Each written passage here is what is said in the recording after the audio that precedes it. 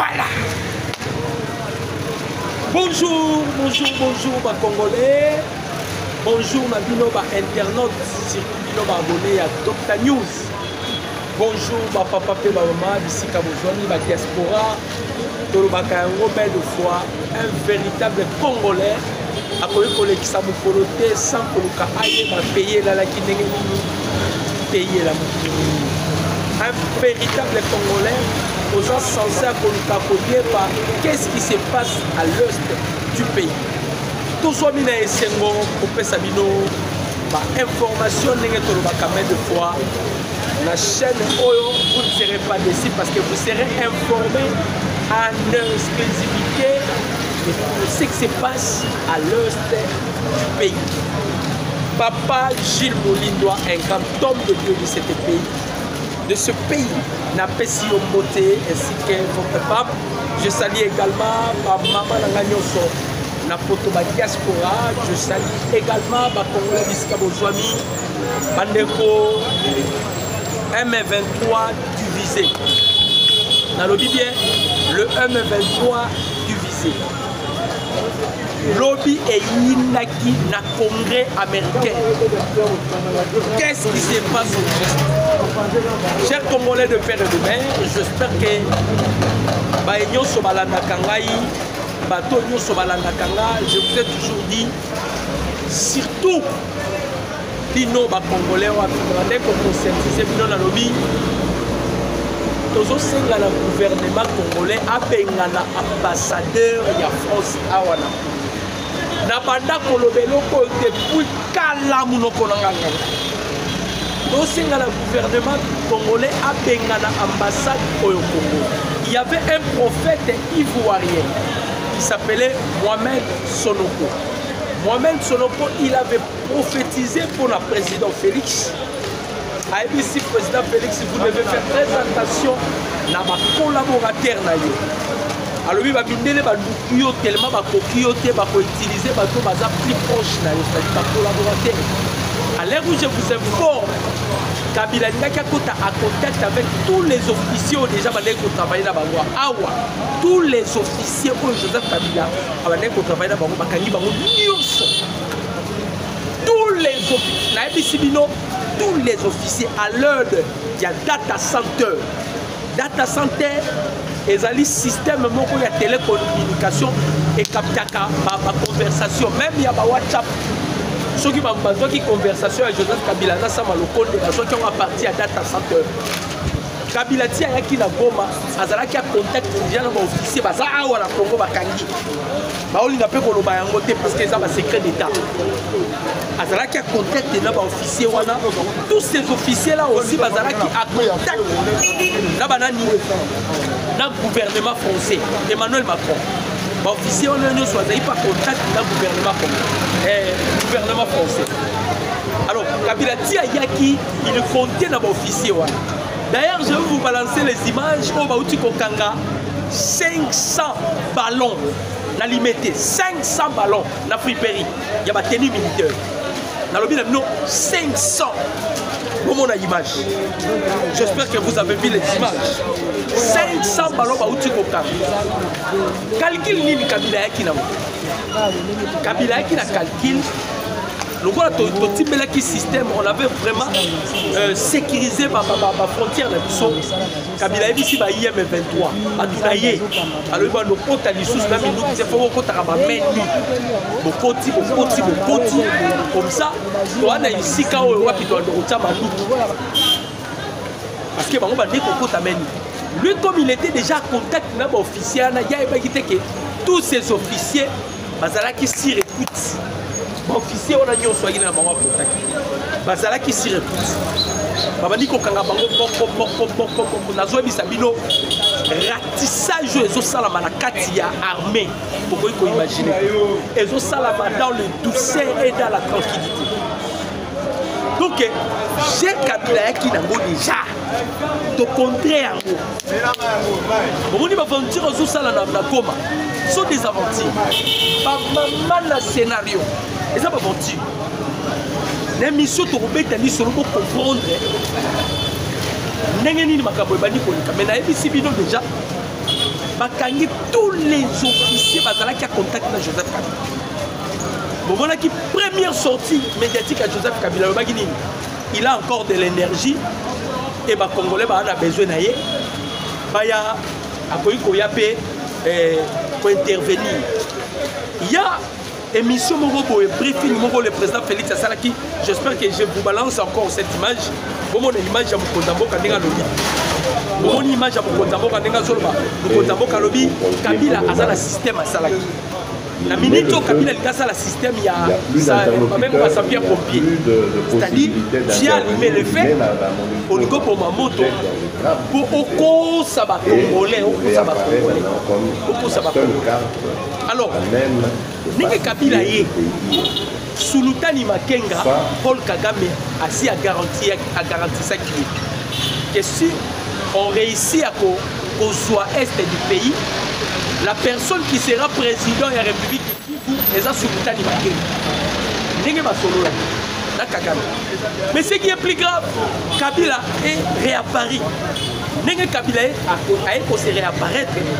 On a écarté maintenant Sultani Makenga. La chose que Sultani Makenga a consommé. Nenge la solo banabino, Sultani Makenga a créé un mouvement à Sika, bazana na Bukavu. Alors il y a qu'on se soumettre et pas à Joseph Kabila. Kabila Zagi na Namibie, bango va souffrir. Et l'autre va jouer la Polanie parce que à lire où va les choses, ça peut aussi procéder dans le dialogue pour Songolo.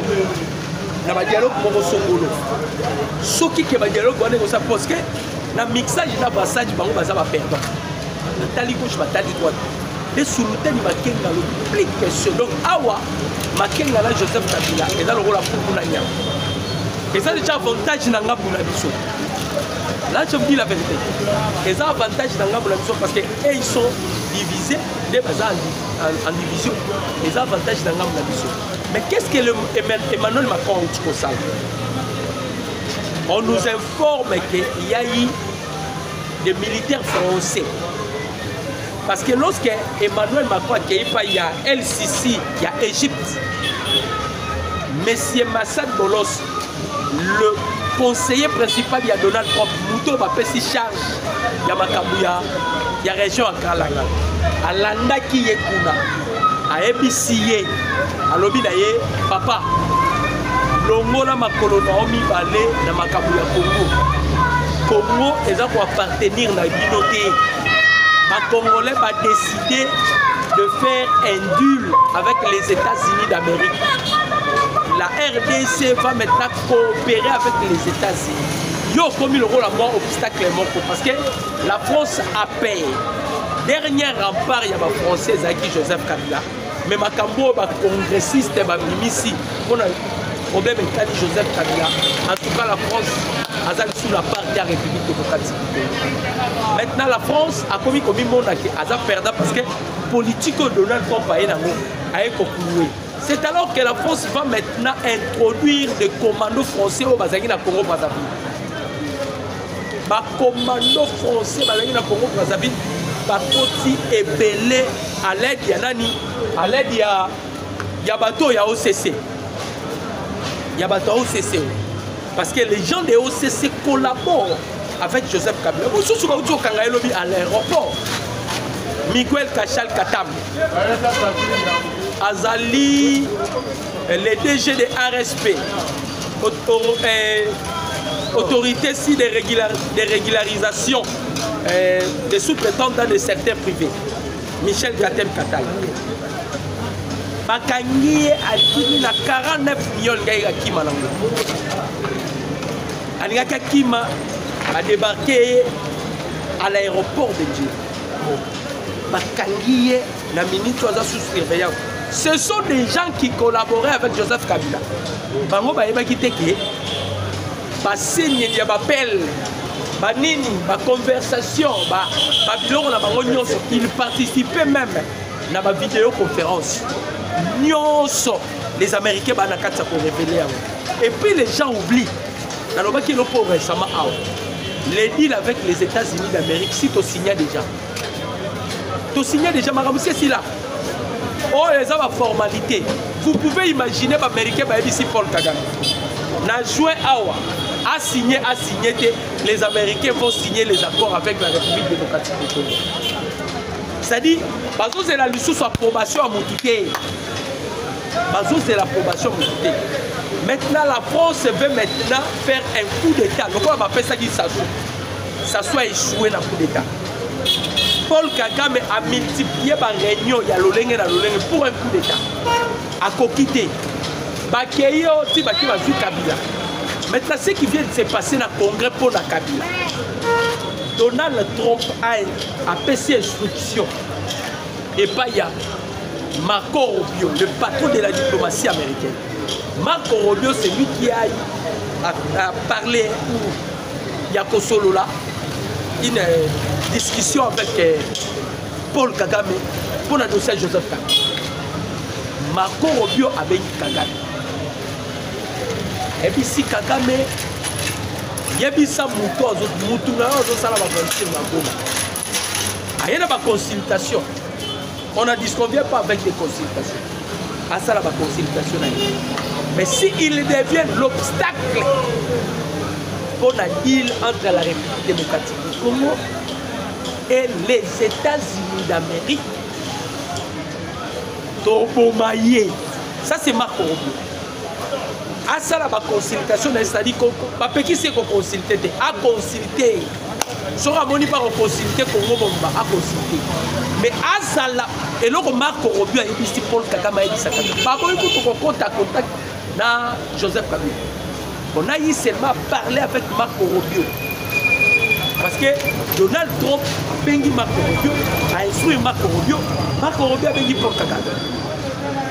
Et puis si Kagame, biso to solo na mutu wala te biso to yebi yo nyonso elekaka na Congo bien que il cherche à sorte que ba blanchir yo to yebi que nyonso eza yo alors bena mutu wana matoyi ba concertation zo sala les États-Unis n'est pas contre mais ce qui ba concertation na ye ekomi ko nuire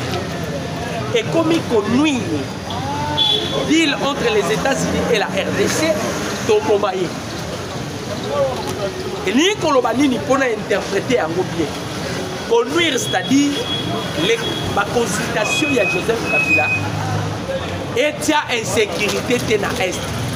Donc il y a lobby pour la paix. Les Américains l'observent. ATIAPP à Solo. ATIAP, pas occupé, pour la paix. Les Américains savent bien que c'est lui le commanditaire de tout ce qui se passe à l'Est du pays. Lorsqu'on a lobby, il est venu pour la paix, c'est-à-dire à un seul système, il y a sa pierre pour pied. Mettre la paix, on ne la disconvient pas. Mais cette paix-là, si ça devient un obstacle pour les villes, parce que dans le Baralabi, nous de fois, les États-Unis d'Amérique, pour intérêt à Bango, à Tozanzab, au Tchaobalale. Bolivie Sangana terme à Tozanzab. Dans le but, à Tozanzab par rapport à Kabila, il se croyait Dieu. C'est-à-dire, l'erreur, il y a Kagame. L'erreur, il y a Mobutu. Et ça, cohérent. Vous allez comprendre que les Américains, pour leurs intérêts, ça la rappelle la guidée. Baopomayo, Bakopo. Surtout que les congressistes américains, c'est qu'il a sauvé les États-Unis. Parce que les États-Unis ont un problème sérieux. Le problème des États-Unis, c'est avec la Chine. La Chine à tel point que vous ne pouvez pas imaginer. Sur le plan économique, sur le plan de la technologie, c'est-à-dire les habitudes, les facilités. Les habitudes, les facilités. Alors, le président Félix a fait ce qu'il va américain, opportunité à Ilokoana, les Américains ont commis comme une question bénéficiaire. Les Américains vont dire qu'il a quitté la ville. Maintenant, Macron se sent perdant. Une fois les deals échouent à part, ou bien les deals et bandi, la France serait écartée parce que c'est ça la politique par laquelle Donald Trump a été. Ils veulent écarter la France, que la France a bénéficié de l'autre côté de la République démocratique. On a besoin de France à soit de l'autre côté, il y a beaucoup de choses. Parce que quand il y a des paramètres, et les Français vont déjà pour pressentir le pire qui arrive. Non, Moni Macron, d'abord, il avait intoxiqué Paul Kagame de ne plus aller signer les accords pour la déclaration en principe du pays. Alors, il y a besoin de faire ça au Kivu parce que les Américains promettent de faire ça au Kivu. Mais si vous allez signer les accords, il y a un principe de paix. Dans ma cambo, vous signez, il y a un Bobalobini que la souveraineté à la République démocratique du Congo, il faut la respecter. Donc tu n'as plus droit à réclamer le soumabélé à ma Congolais. Il ne faut plus aller. Mais tellement papa intoxiqué Kagame peut pas coincer les femmes américaines, Kagame a s'en sortir. Il est tellement bloqué. Dans la négation, Kabila ma bande touche.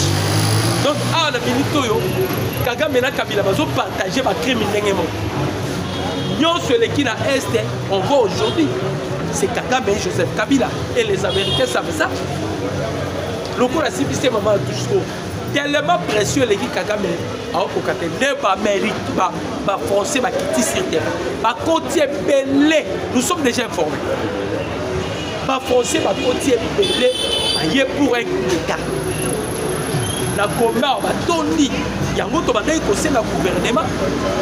Il faut déguerper, il faut expulser de toute urgence l'ambassadeur français. Il faut l'expulser. Les Français, ce ne sont pas les gens autorotiques à la Congo. D'ailleurs, la France, ils sont Congolais. Tozwani. Babengani bango na Niger, babengani bango na Burkina, babengani bango na Mali. Et tu as les pays à Soukao, bazo vivre dans le Nito, c'est le Congo. Parce que bazana kata ko exploiter pétrole na biso à la Calbert. On doit les chasser. On doit les chasser. Humanitaire, il y a Chit, il y a Goma, il y a Bukavu, c'est Emmanuel Macron ainsi que les prêtres catholiques. Bango. Emmanuel Macron n'a 5 ans. Tellement basali ba bloquer na bango wana nyonso ba komi na suka zo ba bloquer bango. Ba bloquer bango surtout que batambola ki d'abord ya bozalaki nini ba empêcher deal entre les États-Unis et la RDC. Ba réussir. Macron Tembongo a réussi. Bango ba bi tout ça la violence toya. Par côté de la Brazzaville, des commandos français baillés. Il y a un voyage qui est à Lualaba. Il y a un voyage à Lualaba. Il faut que aux États-Unis pour harmoniser et mettre fin à la signature, il y a un principe de déclaration. Tous aussi pliés Mboka. Maman Thérèse Kaïkwamba. Vous devez intervenir de toute urgence. Ambassadeur il y a France, Bopengana Yé. Bopengana ambassadeur il y a France. Parce que Baza déjà affaibli. Quand on est Makamboleki na Congrès. Dossier Zalaki na Congrès, c'est le dossier de la République démocratique. En tout cas, les Américains pour la RDC cette fois-ci, c'est comme si nous avons dit que les Américains, les Congolais, les trop. Les Congolais, trop. Cette fois-ci, il faut te mettre fin à la guerre. Ça, c'est les États-Unis qui décident. Les Congolais, trop. Cette fois-ci, il faut mettre fin à la guerre. Mais, ils vont travailler dans mon mais, condition à tous les détourneurs, tous les mafieux, là, ce sont des congressistes, détournement. Si mon Mboka va bénéficier de pouvoir, c'est-à-dire que le pouvoir de la puissance, c'est que va collaborer dans le Les Américains vont plus loin. Même classe, il faut ratissage dans l'armée. Les Américains disent que même à l'armée, il faut ratissage. Donc, il va nous dans la politique, ils vont la retraite.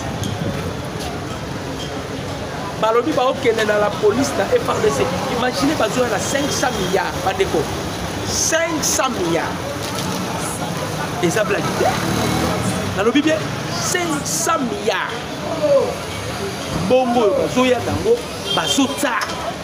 Mais basengi tous les volets. Yango moni oyo ngaki ma oyo. Miguel Kachalba Katem. Muyibi. Muyibi. DG à RSP. Il travaillait déjà avec Kabila, ces messieurs. Azalaki à chaque temps avec Kabila.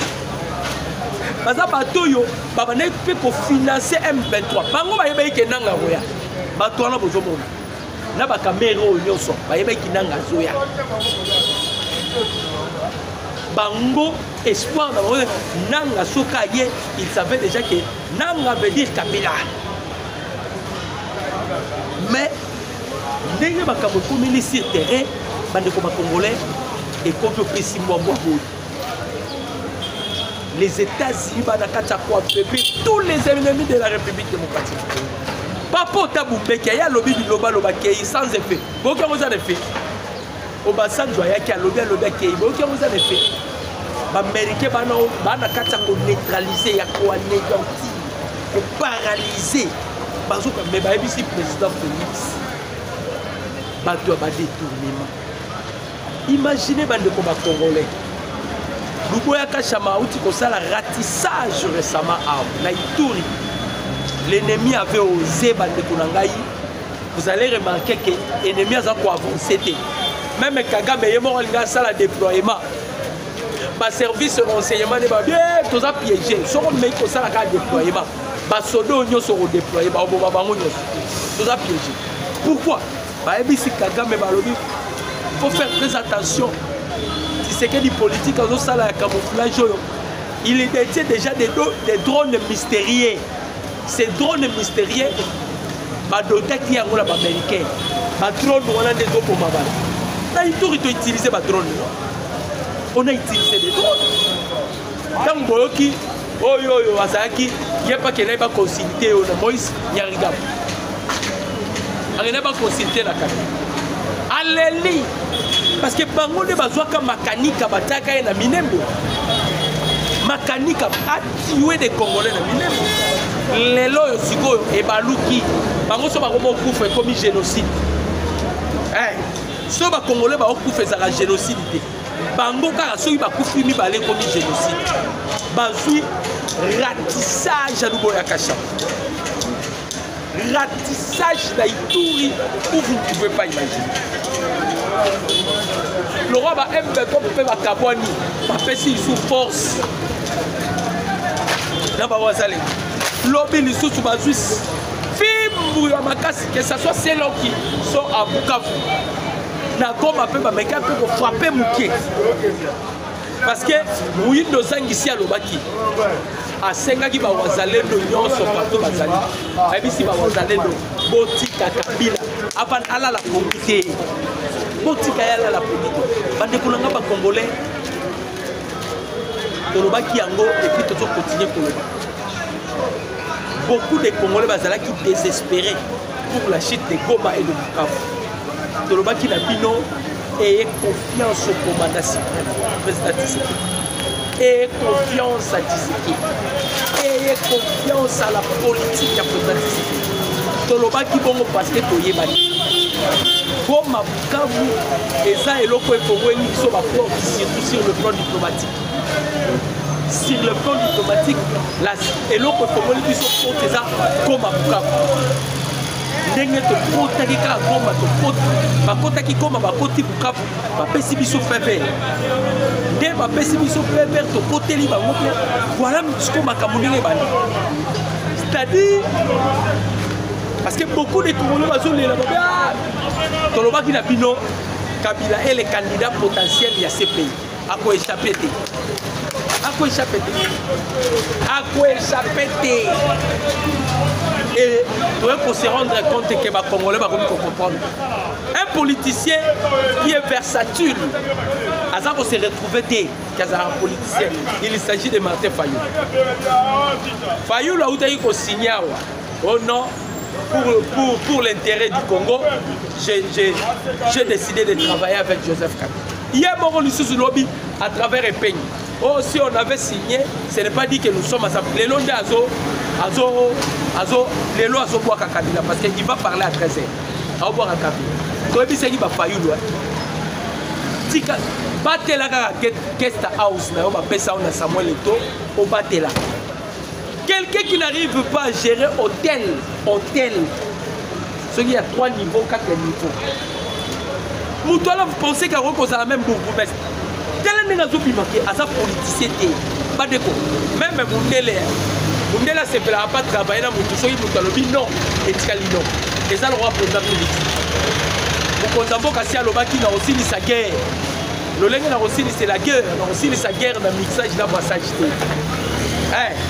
Parce que la négociation, il faut négocier, mais pour permettre le mixage de la brassage. Et ça, le roi Emmanuel Macron, France. Et ils étaient d'accord pour le mixage de la brassage, pour les bénéficiaires. Quelque chose que tu as félicité par Mokonzamboka, le chef de l'État a réussi. Il y a tous les niloti. Babika, Bakinkaya, Bin Karoubi, Azalaka Rwandais. Azalaka Rwandais. Matata Pogno Bimaki Akimi, parce qu'il a été condamné. Famille Baliba Bima, papa, Matata Sora Kima, Bino Bokimate. Tellement va bloquer famille, Bato parti de Baladi Balamukyo. Toto dénoncé disparition Matata Pogno. Vous blaguez avec l'État. Disparition Matata Pogno. Il a volé son Fomeruta Pungane. On n'a rien à faire avec Matata Pogno. Fomeruta Pungane. On n'a rien à voir avec Matata Pogno. Neko. Pandeko ma diaspora ma congolais jusqu'à aujourd'hui. Oh, Tozo et Bisabino, histoire vraie. Bolanda Bibika Pingate. Asa la même formation. Bolanda Pierrot Louarate. Vous avez informé, na ba Bibika Pinga, na ba Pierrot Loua. Les caméras. Caméra kota sur Oyate. Pour votre information. À kota sur Oyate. So ba kuta na mukondi, peut-être ba kuta na mukondi la mama mutu. Ou bien à Oya, attends la première barrière. Il y a un moment où on a bisika nyonso mukonzambo ka komo sa makamba ba oza souté. Ba yebi bien que les chefs de l'État les a déjà identifiés. Muninga la biso mo ka pas bati. Akere pas bati. La réunion Bati nous quoi batali oh yo osani oh mais nga pena munda inyo seke biso inyo seke d'abo ini biso pour vous dire tous ces gens là qui travaillaient avec Joseph Kabila parce que marionnette ya Kabila les chefs de l'État ne plient avec et surtout que les Américains bassenyi nettoyage bandeko wana zo bisabino bandeko ba Congolais. Ah, nazo ebisabino. Na baba Zaïba. F Bazaïba ko. Ozo rajouter. Dossier bimi. Ba Américain ba misane ba dossier. Batu ba okende. Batu ba okende. Donc gouvernement boya so moni président ministre na gouvernement. Ah, c'est ça c'est un sauf. Parce que nettoyage, imaginez la carte armée. Je vous dis on a arrêté plusieurs officiers parce qu'il y a contact avec Kabila. Si Kabila qui a bomba, officiel a débat, parce qu'il y a bombe, on est pas fongola même pas commando ba na Brazzaville. Ba yé pour la officiel ba yé officiel ba na fongola tout on les a. Nettoyage des eaux sales au sein de l'armée. Et le chef de l'État assis à Yébaki. Il a été déjà prévenu même par les Américains. Donc on a assis à Yébaki. On a nettoyé déjà en avance Tout cela, c'est pour ne pas permettre que l'ennemi abima à l'ennemi aïe, ceux qui ont né, ceux qui sont nés. Parce que tu vois que l'ennemi va revenir, mais dans un autre corps. L'ennemi faut aïe, mais dans un autre corps. Tu vois une avis.